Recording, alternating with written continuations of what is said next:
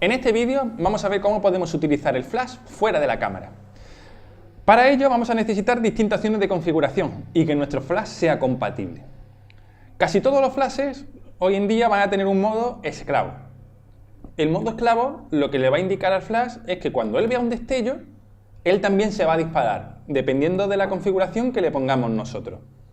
Si nuestra cámara disponemos del flash integrado y tenemos el objeto a una distancia bastante lejana que el flash no es capaz de llegar, nosotros podemos colocar el flash que tenemos externo, lo ponemos sobre una superficie, veremos que algunos van a tener una especie de patita, si no lo podemos colocar en el trípode y configuramos el modo esclavo. Luego veremos cómo se configura, dependiendo de una serie de modelos que tenemos aquí, el modo esclavo. Se suele llamar el modo S1, S2, dependiendo de los modelos, y tendremos que llegar a acceder a ese modo de esclavo.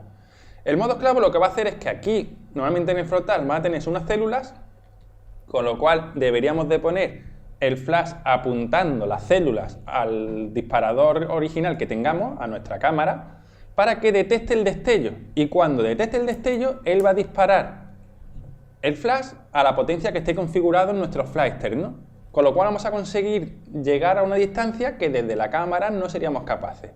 Aparte también podemos hacerlo para crear efectos, que la luz venga de un lateral. De esa forma conseguimos una serie de efectos bastante interesantes según lo que queramos sacar. Este modo esclavo es muy sencillo de utilizar porque simplemente necesitamos configurar en nuestra cámara la potencia que necesitemos y utilizar el flash que tenemos integrado en nuestra cámara, por ejemplo. Si tenemos distintos flashes, podemos configurarlos de forma que cuando se dispare el primero, dispare el segundo. Siempre se colocará como esclavo el que tengamos fuera. Este modo esclavo llega a ser un poquito rudimentario porque no nos va a dejar hacer bastantes cosas. Entre ellas la configuración más avanzada, tenemos que ir hacia el flash para configurarlo. Cada vez que queramos modificar una configuración de nuestro flash, la potencia, el zoom, y sobre todo que en modo esclavo siempre veremos que se pierde un poquito de potencia. A la hora de disparar, como necesita el tiempo para procesar el retardo que se produce entre una luz y la otra, veremos que las potencias nunca van a ser iguales a las que se disparan desde encima de la cámara. Para corregir eso, tenemos los triggers. Los triggers son disparadores. Estos disparadores, nosotros colocamos uno encima de la cámara y colocamos otro debajo del flash que queramos utilizar. De esta forma, nosotros vamos a conseguir disparar el flash como si estuviese encima de la cámara. Esto lo que hace es de emisor y receptor. La configuración que tengamos en nuestra cámara pasará directamente al flash.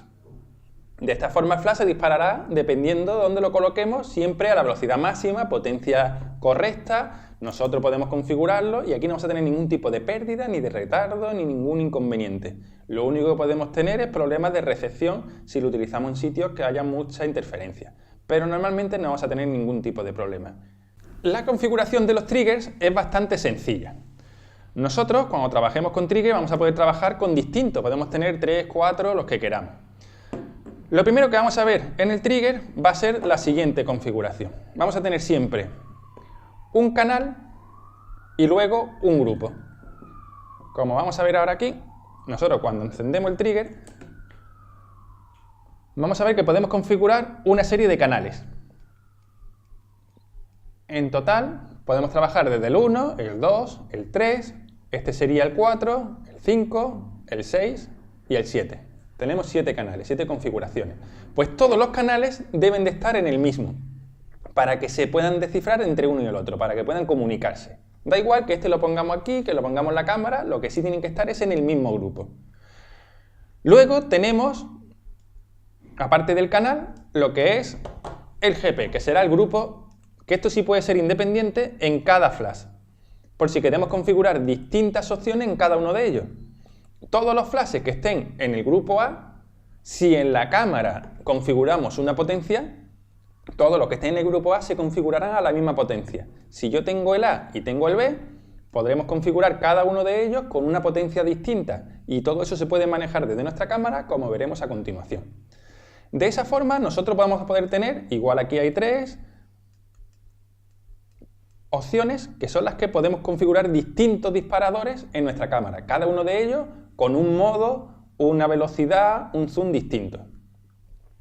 Con los triggers básicos, como tenemos aquí, ellos simplemente se van a comunicar y va a indicar en qué grupo pertenece cada uno, para que luego la cámara sea capaz de descifrarlo. Pero también tenemos la opción de tener un disparador. Pero tenemos una opción mejor, que es la opción del disparador. El disparador es un mecanismo que colocamos encima de la cámara y ya no hace falta manejarlo desde la cámara, sino que todas las opciones se van a configurar desde el disparador. No tengo que entrar en el menú de disparos de flash. Con lo cual va a ser bastante más rápido y más intuitivo.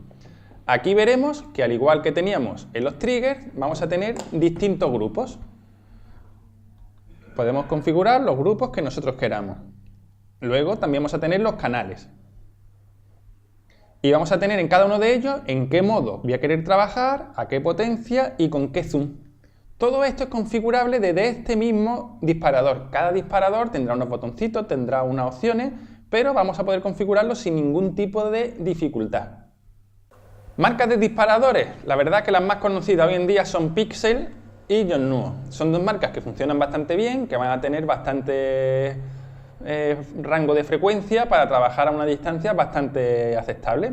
También es verdad que hoy en día bastantes flashes ya vienen integrados con sus gestores de disparo. Dentro del mismo flash vamos a poder configurar lo que es un disparador. Y si utilizamos flash de las mismas marcas, ellos van a tener integrados sus triggers, con lo cual nos ahorramos estos cacharritos. Utilizando los triggers, la ventaja que tenemos es que ya solamente no vamos a utilizar un flash, sino que tenemos la opción de poder utilizar distintos flashes para la misma toma. Con lo cual conseguiremos un efecto de luz bastante interesante, como vamos a ver en las siguientes prácticas.